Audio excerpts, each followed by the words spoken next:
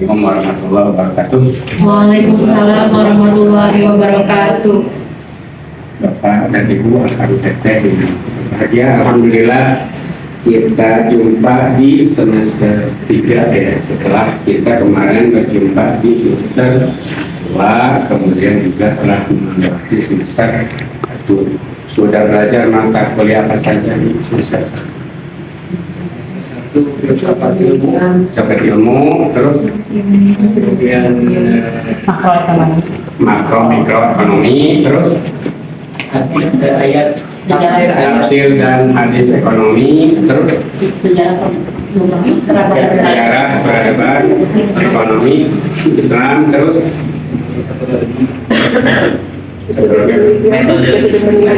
metode penelitian, satu lagi kaidah fikih, kaidah islam ya. Dan itu mata kuliah dasar yang harus dikuasai oleh Bapak dan Ibu. Semester kemarin buat belajar apa lagi? Akuntansi syariah. Berikutnya SDM dengan swadaya pemberdaya insani. Berikutnya isu-isu kontemporer, fikih, muamalah, terus etika bisnis Islam. Itu ya mata kuliah di semester. Nah, di semester 3 insya Allah akan ada berapa mata kuliah? 5 ya. 5 mata kuliah wajibnya, 3 mata kuliah pilihannya masing-masing 2 dari 3 yang disajikan. Di semester ini Bapak Ibu akan belajar bisnis dan investasi syariah, manajemen investasi dan kewirausahaan syariah, kemudian manajemen pemasaran itu yang wajib, kemudian ditambah dengan yang pilihannya perencanaan dan model bisnis syariah, teori motivasi dan komunikasi bisnis, dan sistem informasi dan bisnis T. Nah, dengan saya akan membahas mata kuliah bisnis dan investasi syariah. Gitu ya. Berarti ada 3 kata kunci ya: bisnis, kemudian investasi, kemudian syariah. Atau bisa juga 2 ya, bisnis syariah sama investasi syariah.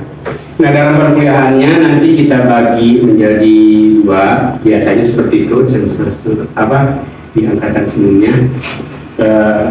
Saya dari pertemuan ke-1 sampai pertemuan ke-8 sampai UTS, hingga dalam RPS-nya disusun sampai UTS akan membahas mengenai bisnis syariah. Nanti setelah UTS investasi, begitu pembagian mata kuliah ini ya, bisnis syariah sama investasi syariah. Sampai sini ada pertanyaan? Untuk investasi sendiri itu disarankan atau yang akan dibahasnya itu lebih ke investasi mana aja? Baik. Untuk investasi yang akan dibahasnya sesuai dengan RPS di pertemuan ke-9, pertama akan membahas mengenai investasi syariah, menganalisis dan juga menilai dan mengembangkan investasi syariah. Diawali dengan membahas apa itu investasi syariah, karakteristik investasi syariah, tujuan investasi syariah, kemudian detail dan juga risiko investasi syariah, dan seterusnya. Kemudian di pertemuan ke-10 nanti akan membahas mengenai investasi pada sektor lembaga keuangan, yaitu investasi pada perbankan syariah. Pertemuan ke-11 akan membahas mengenai investasi di pasar modal syariah, jadi di bank syariah, kemudian pasar modal syariah. Di pertemuan ke-12 akan membahas investasi pada sektor saham syariah. Kemudian pertemuan ke-13 membahas investasi pada reksadana syariah. Kemudian ke-14 investasi obligasi syariah atau sukuk. Pertemuan ke-15 investasi pada sektor asuransi syariah, atau nanti boleh berkembang sesuai dengan kebutuhan Bapak Ibu terkait dengan industri IKNPS lainnya ya, bukan hanya asuransi, boleh pegadaian syariah, boleh juga pembiayaan syariah, boleh juga pada apa lagi? Dana pensiun syariah. Jadi apa? Fleksibel. Ada bagian kedua tentang investasi. Untuk bisnis syariahnya kita akan membahas mengenai pertama konsep dasar bisnis syariahnya. Kedua, kita akan membahas praktek bisnis yang dilakukan oleh Rasulullah karena beliau adalah pelaku bisnis. Berikutnya, pertemuan keempat dan kelima, kita akan membahas manajemen bisnis syariah, belajar fungsi manajemennya, kemudian proses bisnis syariah, analisis bisnis syariah, kemudian juga konsep transaksi jual beli beserta akad-akad lain yang digunakan di dalam bisnis syariah. Lalu di pertemuan ke-6 kita akan membahas manajemen sumber daya manusia atau sumber daya insani. Dalam hal ini kita juga akan membahas mengenai produktivitas sumber daya insani. Dan pertemuan ke-7, pertemuan terakhir pada sesi bisnis syariah adalah kita akan membahas konsep tanggung jawab tanggung jawab sosial dalam bisnis syariah. Tujuan tanggung jawab sosial dalam bisnis syariah atau CSR, peran strategis CSR dalam pengembangan bisnis syariah. Itu yang akan disajikan mulai pertemuan pertama sampai pertemuan ke-7 atau sebelum UTS. Nah, ini sebetulnya teman-teman sudah belajar waktu mata kuliah tafsir hadis ekonomi, sudah dibahas bagaimana ayat dan hadis ekonomi tentang rancang bangun ekonomi dan bisnis. Ini kita akan kembali lagi, termasuk juga di mata kuliah filsafat ilmu, filsafat ilmu ekonomi syariah. Kita juga bahas ini, membahas bagaimana filosofi ekonomi dan bisnis, termasuk juga investasi. Jadi apa kerangka permasalahannya, kemudian ruang lingkup bisnis juga kita bahas di sini, kemudian tujuan bisnis. Ya, kalau kita menuju ke mata kuliah yang sebelumnya, misalnya mata kuliah di semester kemarin ada mata kuliah etika ya, etika apa? Etika bisnis. Nah ini juga kan sudah sedikit banyak diungkap terkait dengan tujuannya. Salah satu pembedaannya misalnya tujuannya bukan hanya profit oriented, tapi juga ada afalah oriented katanya. Jadi orientasi keuntungannya itu keuntungan dunia dan akhirat. Itu yang perbedaannya. Tapi setidaknya ketika kita bahas ini akan mengacu kepada tetap ya, yang namanya syariat itu ada maqasidus syariah. Jadi mengacu ke maqasidus syariah. Yang secara garis besar kan maqasidus syariah itu terkait dengan al-maslahah, kemaslahatan. Jadi apapun itu untuk kemaslahatan. Jadi syariat itu baik yang cabang ibadah maupun cabang muamalah, termasuk muamalahnya cabang ekonomi syariah atau iktisadiyah, tujuannya itu untuk kemaslahatan. Nah kalau dikaitkan dengan mata kuliah kaidah fikih iktisad kan ada la dororo wala diror, tidak boleh membuat madarat diri sendiri dan madarat untuk orang lain. Itu tujuannya kita bahas. Makanya ekonomi terkait dengan hifdzun nafs, terkait juga dengan hifdzun akal, terkait dengan hifdzun nasal tadi kan, untuk itu merawat hidup di keluarga, istri harus dinafkahi, suami juga harus dinafkahi. Bagi ibu-ibu yang karir juga sia-sia. Terus siapa yang sudah berkarir? Oh iya, Teh Vika, ya, wanita karir. Terus Teh Zia, Teh Ratu, wanita karir juga. Oh, belum wanita karir. Teh Intan, nah itu menafkahi suami, ya boleh deh, karena itu menafkahi suami. Jadi apa tujuannya nanti akan kita bahas kan ke situ, atau ketika nanti Bapak Ibu mendapatkan tugas makalah, kemudian makalahnya untuk poin ke apa di pertemuan kedua ya, ya silahkan mau membahas itu ya, bebas nanti begitu. Tapi jangan ada satu topik dibahas oleh berdua. Jadi di sini ada 14 topik yang masing-masing satu. Nah, pertemuan ke-1 kan sekarang tidak ada. Saya akan menjelaskan. Baru nanti di pertemuan kedua sudah ada yang presentasi. Silakan saya memilihnya itu, ya. Maka syariah pada bisnis syariah, gitu. Nanti bahas terkait dengan yang makasih. Itu pertemuan 1 dan kedua. Pertemuan ke-1 kontrak pembelajaran. Saya lupa tadi kontrak pembelajarannya kayak gimana ya. Jadi ada apa saja, kuliah, kemudian diskusi, kemudian ada tugas, ada presentasi, penilaiannya, kehadiran 10%, kemudian apa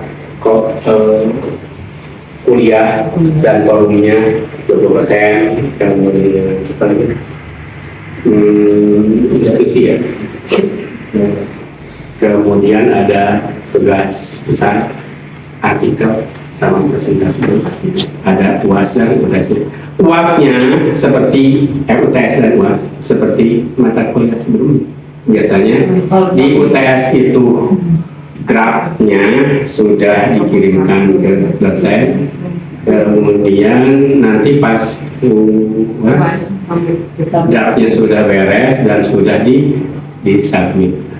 Syukur-syukur kalau pas UTS sudah bagus, sudah disubmit, jadi pas UAS sudah keluar, sudah bagus, ya syukur-syukur.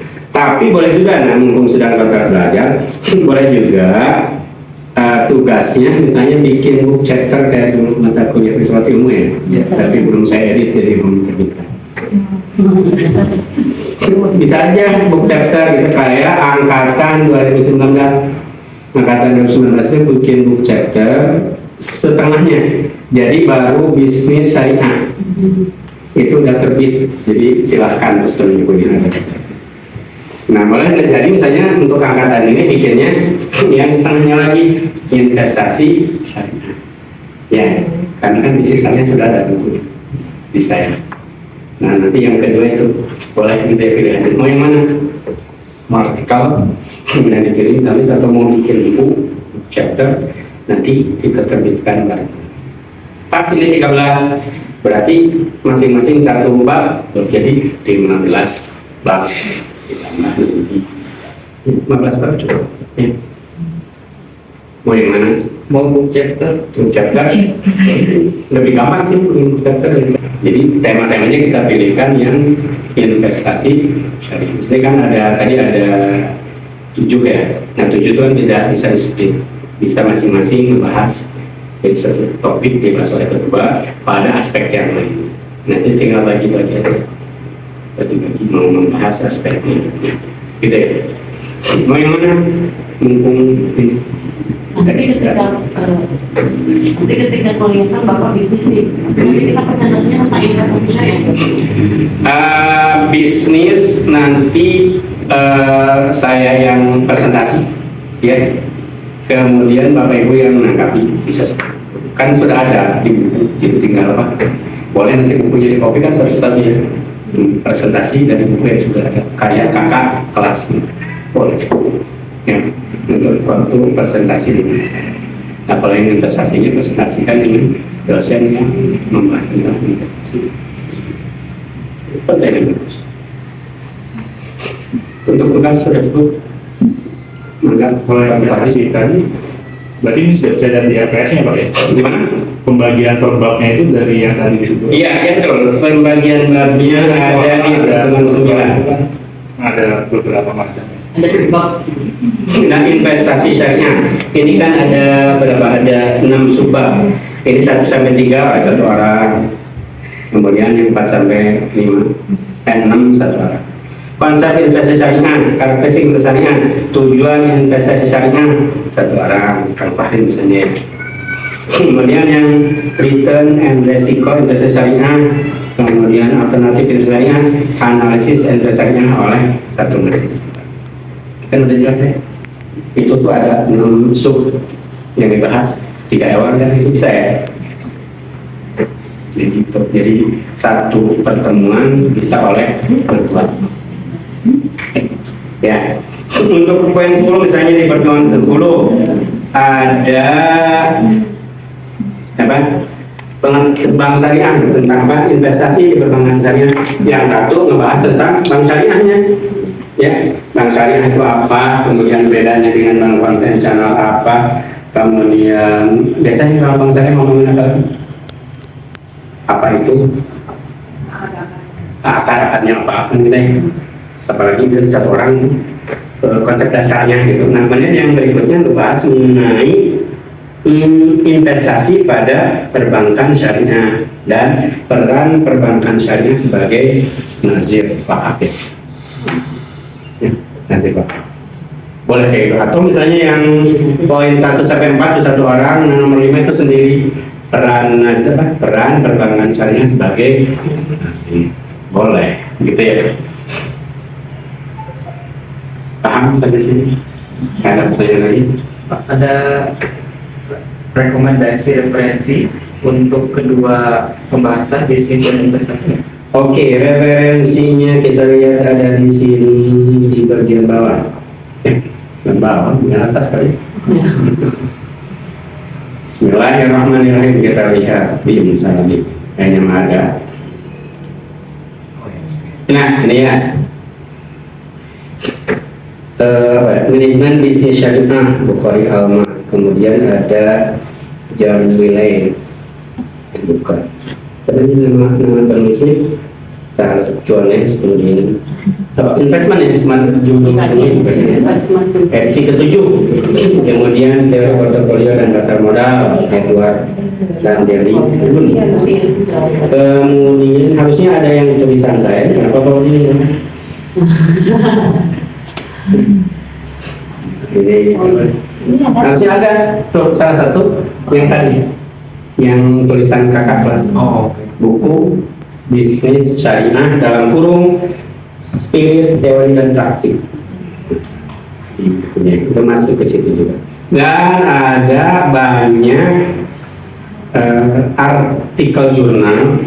Jadi buka aja karya dosen-dosen Miss, ya pasti ada banyak, ada tulisannya. Itu Prodi, Dokter Nenek, ada tulisan, ada Todin, ada tulisan saya juga banyak tentang, ya.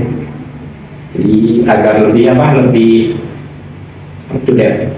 Jadi samping buku-buku ini, buku pokoknya nanti ada artikel-artikel terkait dengan investasi dan bisnis yang bisa dijadikan rujukan. Kalau terkait dengan etikanya, ada juga buku saya 2. Itu ada 2 buku, judulnya Etika Bisnis dalam Islam. Bisa masuk kan bisnisnya? Kemudian yang satu lagi, Etika Bisnis dalam Islam dalam kurung teori dan aplikasi. Ya, itu juga bisa untuk referensi tambahannya. Mestinya sudah ada di sini referensi. Cuma mungkin pasti saya tidak. Jadi tambahkan. Kalau mau lihat di Google Scholar juga ada, ya tapi tidak. Pertanyaan yang bagus. Ada lagi yang menanya? Sebelum nanti kita lihat yang ini. Pak, masih berkaitan dengan investasi. Kebetulan kan nanti rencananya memang saya tuh mau makan investasi ya.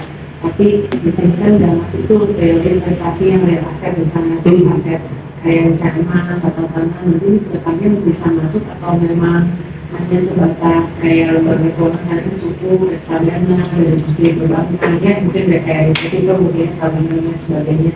Nah, kalau investasi yang fixed asset atau real asset itu ini masuk nggak Pak ke investasi nanti? Iya. Biasanya? Ya, pada prinsipnya karena kita sedang kontrak pembelajaran juga ya di kapital ini. Jadi kalau itu dipandang menurut Bapak Ibu butuh, silakan masukkan.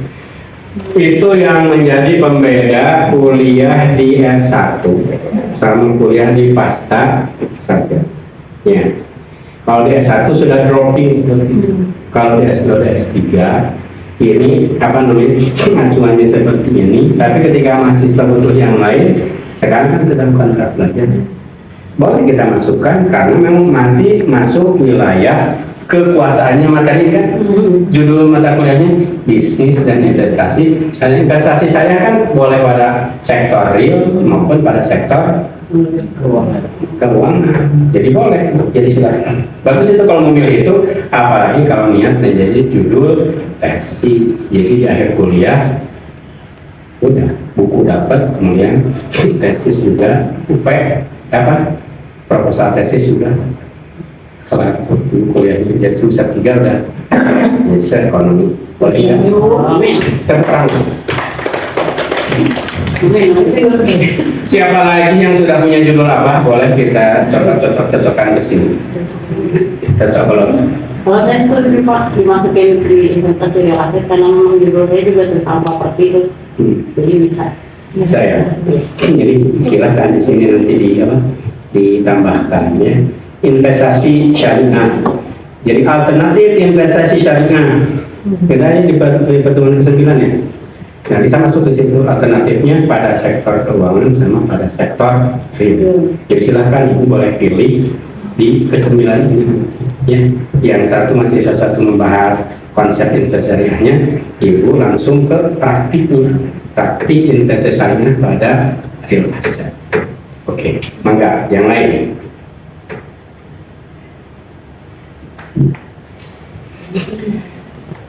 Kalau belum ada yang lain, kita sekarang naik ke atas membahas mengenai CPL-nya, capaian pembelajaran lulusannya. Jadi dengan mata kuliah ini Bapak Ibu harus menguasai apa? Nah, gitu ya. Nah, di sini sudah dirumuskan bahwa coba kan Rifki kelihatan kan? Boleh dibaca nggak? S2 tuh terkait dengan sikap harus seperti apa? Berkontribusi dalam peningkatan mutu kehidupan masyarakat untuk kepentingan bangsa yang dijiwai sikap nasionalisme, taat hukum, disiplin, toleransi, kepekaan sosial, dan kepedulian berdasarkan Pancasila serta semangat kemandirian, kejuangan, dan kewirausahaan. Ya, itu aspek sikapnya itu ya. Jadi dengan mata kuliah ini gitu ya, jadi diharapkan setelah dapat mata kuliah ini gitu, atau dari capaian pembelajarannya dengan belajar ini gitu, lulusan itu melalui mata kuliah ini diharapkan pada aspek sikap ini memiliki sikap yang gitu ya, yang gitu, bukan hanya untuk dirinya tapi juga berkontribusi untuk masyarakat gitu, untuk meningkatkan mutu. Tentu diawali dari diri kita ya, gimana mau meningkatkan mutu masyarakat berdasarkan hukum Pancasila dan lain sebagainya. Kalau diri kitanya juga tidak seperti itu. Allah berfirman, ya ayyuhallazina amanu lima taquluna ma la taf'alun. Jadi wahai orang yang beriman, mengapa engkau mengatakan apa yang kamu tidak kerjakan? Nah, aspek sikapnya itu kita berusaha untuk memperbaiki mutu kehidupan masyarakat dijiwai oleh kemandirian, kemudian kejuangan, kewirausahaan. Kata di mata kuliahnya manajemen, mata kuliahnya bisnis dan investasi, kewirausahaan. Kalau kita juga tidak punya semangat ini, jadi lulusannya diharapkan apalagi apa namanya magister ekonomi syariah itu ME itu lulusan dari Mas itu kan untuk menjadi apa namanya misalnya akademisi juga menjadi perencana gitu. manajer, kemudian praktisi, kemudian menjadi ya, konsultan di masyarakat. Kemudian yang kedua, P2, benar nggak investasi diajarkan oleh Islam?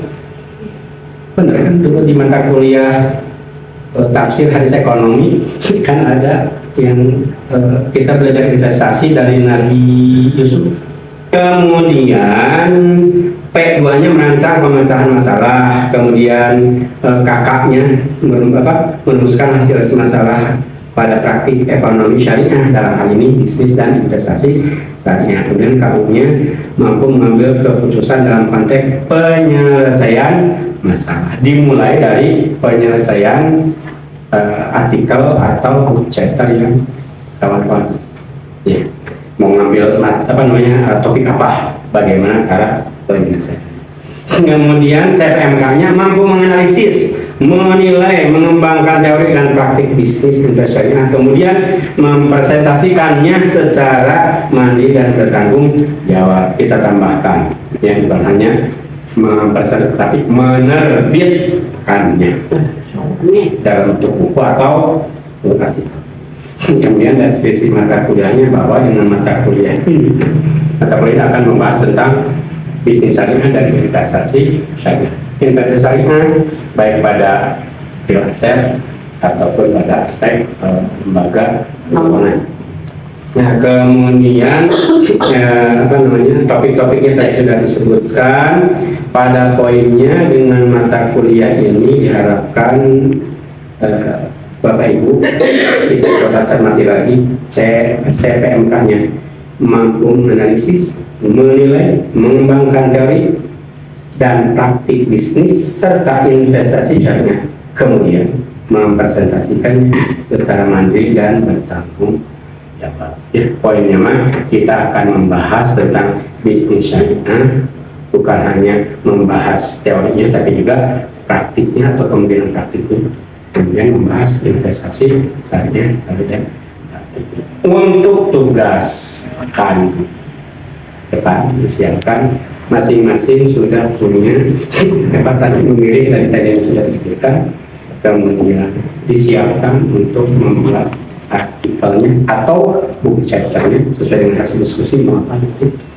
Kemudian siapkan untuk nanti pertemuan depan kita masih presentasi, karena kita kuliahnya di samping hadir di sini juga ada yang harus kerjakan di kuliah, tolong ikuti untuk kebaikan. Terakhir silakan kalau ada yang mau ditanyakan.